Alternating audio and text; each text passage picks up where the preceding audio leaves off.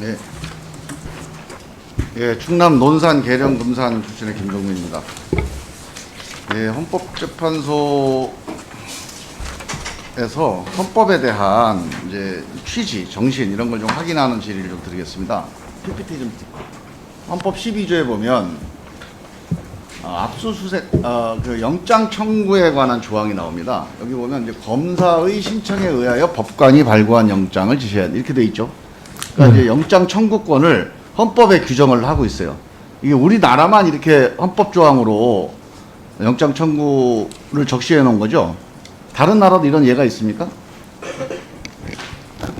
제가 다른 나라 헌법 조항을 잘 몰라서 바로 답변 못해서 송구합니다. 예, 제가 예전에 그 헌법 개정 특위에서 1년 동안 활동을 할 때 여기에 대해서 조사를 의뢰했더니 다른 나라는 없는 걸로 그때 확인됐었거든요. 그래서 제가 알기로는 우리나라만 범사 영장 청구를 이렇게 헌법에 규정을 해놨습니다.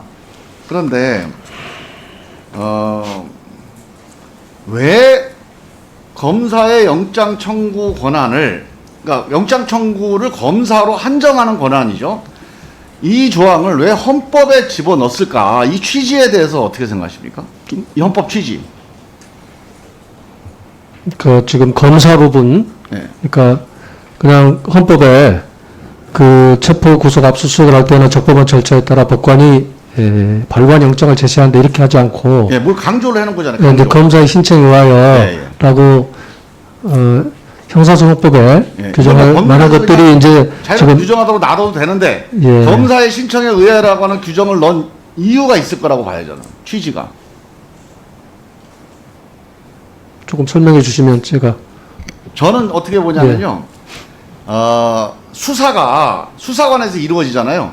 근데 이제 이 영장 청구라고 하는 게 수사에 대한 쪽의 사법 통제거든요. 그 수사를 사법적으로 통제하기 위해서 영장 청구라고 하는 것은 엄격하게 법률 전문가에 의해서 통제된 상태에서 이루어져야 된다. 물론 법관이 최종 판단을 하지만 청구 절차도 좀 더 강조해서 사법 통제를 강화할 필요가 있다. 그래서 법률 전문가인 검사로 하여금 청구를 맞도록 하는 것을 명문화시킨 거 아니냐.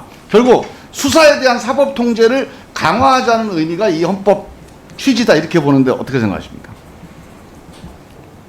그 형사소송법에 있지 않고 헌법에 검사의 신청 외라고 이렇게 명시하게 되어 있는 것에 대한 위원님의 그 해석, 나는 충분히 일리 있다고 생각을 합니다만, 제가 그쪽에 지금 정확하게 제가 알지 못해서 지금 그런 취지로 저 헌법 조항이 만들어졌다 이렇게 바로 동의하기가 어렵습니다. 원장님 혹시 이 내용에 대해서 의견 있으십니까?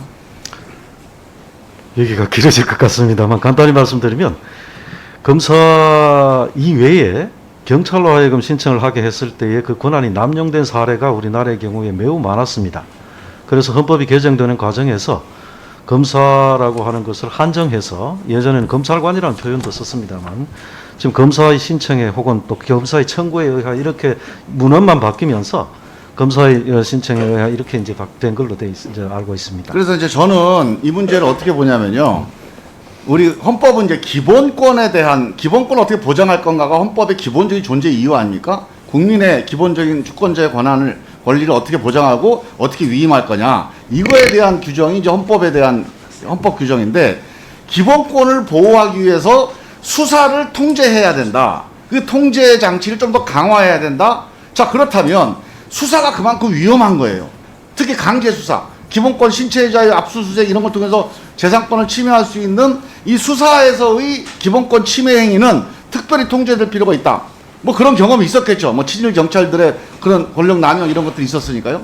자, 그렇다면 여기서 검사라고 하는 것은 수사를 직접 하는 사람이 아니고 수사를 헌법적 관점에서 통제할 수 있는, 즉 주권자를 대리해서 통제할 수 있는 법률 전문가다. 이렇게 해석하는 게 맞지 않겠습니까? 수사 당사자가 아닌, 수사에 대해서 헌법을 근거로 통제하고 감시할 수 있는 그런 법률 전문가로서 검사, 이런 의미로 해석할 수 있지 않겠습니까? 지금 저 조항 자체가 저렇게 헌법에 들어간 그 연역을 좀 살펴봐야 되겠지만, 그 전제로 말씀하시는 검사가 단순히 수사하는 주체가 아니고 그 수사하는 그 주체에 대한 수사 통제관 또 인권 보호관 이런 역할을 해야 된다라는 네. 기본 전제에 대해서는 같은 의견입니다. 제가 보기에는 이렇게 됩니다. 일단 기본적으로 이 헌법 조항은 검사가 수사하는 사람이 아니에요. 수사를 사법적으로 통제해서 헌법 정신, 기본권 보호, 영장주의를 지킬 수 있는 사람으로 인정하고 여기다 집어넣은 겁니다. 그런데 한번 보세요. 이 검사가 수사를 해요. 수사관이 됩니다. 그럼 자기가 수사한 데에서 자기가 이 영장을 청구한다면 이 헌법 정신에 맞습니까? 안 맞습니까? 지금 검사가 아니 간단하게 시간이 없으니까요. 자, 제가 물어본 취지는 뭔 취지인지 알겠죠? 예, 그럼 무슨 제가 말씀? 답변을 할게요. 자, 검사가 수사관이 돼서 자기가 수사한 사건에 대해서 자기가 영장을 청구하게 되면 수사에 대한 사법 통제의 의미, 즉 수사가 가지고 있는 욕망이 있을 수 있고 편향이 있을 수 있고 감정이 있을 수 있고 그래서 권력 남용에 대한 가능성이 있을 수 있는데 이런 거를 법률적으로 절차적으로 통제하겠다는 이 헌법의 조항이 기본적으로 퇴색되게 된다는 거죠. 그래서 두 가지입니다. 검사는 수사를 하지 않아야 됩니다. 이 헌법 정신에 비춰보면. 검사는 수사를 통제하는 사람이지 직접 수사를 하는 사람이 아니다. 이게 헌법 정신이다. 두 번째, 백보양보를 해서 수사를 한다 하더라도 수사를 한 검사가 그 자기 사건에 대해서 영장 청구를 하는 검사가 된다는 것은 이 헌법 정신의 정면으로 배치된다. 저는 이렇게 봅니다. 이 헌법 정신이 지금 대한민국 윤석열 검찰에서 완전히 망가진 거예요. 그렇게 남용되면 안 돼요. 검사의 권한은. 검사가 영장을 청구할 수 있는 권한은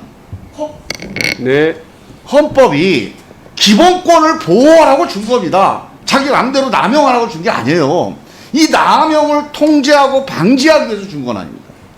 근데 그 전에 우리가 모르게 어떤 일이 벌어졌는지 모르겠지만 이번에 한 2년 동안 과정을 보니까 이 영장 청구 강제 수사권이라고 하는 게 검사에서 자의적으로 남발되는 걸 우리가 무수히 보면서 대한민국 국민들이 이런 헌법적인 이론과 논리를 떠나서 기본적으로 헌법적인 본성, 헌법적인 DNA가 발동한 그게 검찰개혁의 지금 에너지입니다. 지금. 저거 아니다. 어떻게 검사가 저런 식으로 남발할 수 있냐. 저는 이 점에 대해서 앞으로 수사받는 사람이 검사가 자기 수사를 해놓고 자기가 영장 청구하는 거를 저는 헌법소원 좀 위헌 제청할 수 있다고 봅니다. 헌법재판소에. 할 수 있죠, 그런 거. 헌법재판을 청구하는 것은 예. 그 저는 그 판결 결론은 또 제가 저기 말씀드릴 수 없고요. 헌법재판 청구 그 주장 자체로 그렇게 구성하신다면 헌법재판 청구 요건은 된다고 봅니다. 청구가 되면 헌법재판소가 헌법 정신에 따라서 잘 판결을 해야 된다는 거예요. 이거 완전히 뜯어보시면 이런 걸 헌법재판소가 해줘야 됩니다. 이 국가 공권력에 헌법을 뛰어넘는 이런 집행행위에 대해서 조목조목 따져가지고 이게 저같이 전공도 안 하는 국회의원이 할 일이 아니에요. 이게 헌법재판소가 이런 거 따져줘야 됩니다. 연구관들 뭐합니까? 이렇게 대한민국 검사들이 이 헌법 정신에 어긋나서 막 영장 청구를 스스로가 하고 있는 수사관들이 하고 있는 거를 막아줘야죠. 이 헌법 정신 위배된다 하고 그런 리포트 하나 왜 안 만듭니까? 한번 제 취지를 잘 따져서 헌재에서 이 문제에 대한 입장을 제 취지에 대한 헌법적인 해석을 연구관 이름으로 괜찮아요. 헌재 공식 의견이 아니어도 좋으니까 참고 의견이라도 저한테 좀 보내주십시오.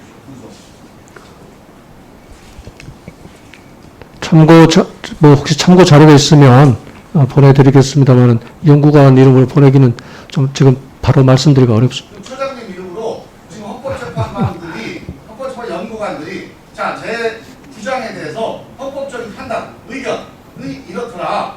꼭 한 가지 의견이 아니어도 됩니다. 한번 정리해서 보내주십시오. 네, 한번. 네, 수고하셨습니다. 다음은 박홍준 의원님 질의하시겠습니다.